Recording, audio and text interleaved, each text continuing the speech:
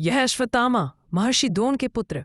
महाभारत के रणक्षेत्र में उन्होंने अपनी वीरता का लोहा मनवाया, परंतु अंत में उन्हें अमरत्व का एक वरदान नहीं बल्कि एक श्राप बन गया। माथे पर शिवास्त्र का घाव और आत्मा में शांति की तलाश, वे आज भी इस धरती पर भटकते हैं, काल के परे मानवता के मौन साक्षी बनकर। फिर आते हैं राजा बलि, दक्षिण के दानवराज, परंतु भक्ति और दान में देवताओं से भी आगे। जब वामन रूप में भगवान विष्णु आए तो बलि ने 3 पग भूमि के बदले अपना सर्वस्व समर्पित कर दिया। उन्हें पाताल भेजा गया, लेकिन अमरत्व का वरदान भी मिला, और आज भी ओणम के शुभ अवसर पर वे अपनी प्रजा से मिलने धरती पर उतरते हैं।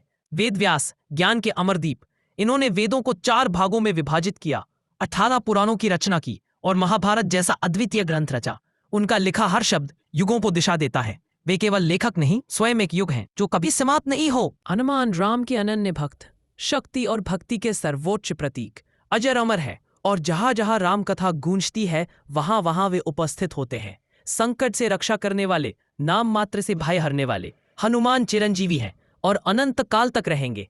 लंका के धर्मनिष्ठ विभीषण, रावण के भाई, परंतु धर्म के मार्ग से कभी विचलित नहीं हुए। श्री राम ने उन्हें लंका का राजा बनाया और अमरत्व का वरदान दिया।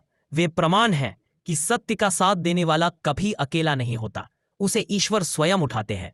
कृपाचार्य, एकमात्र ऐसे योद्धा और गुरु जो महाभारत के पूरे युद्ध के बाद भी जीवित रहे। कौरवों और पांडवों दोनों को धर्म का मार्ग दिखाया। आज भी वे जीवित हैं, उस ज्ञान की लौ को जलाए हुए जो अंधकार में भी सत्य का मार्ग दिखाती है। परशुराम, विष्णु के 6ठे अवतार, क्षत्रियों के घमंड को विनष्ट करने वाले, ब्रह्म तेज और क्षात्र बल के अद्भुत संगम। उन्होंने शस्त्र विद्या में पारंगत होकर भी तपस्विता को नहीं छोड़ा।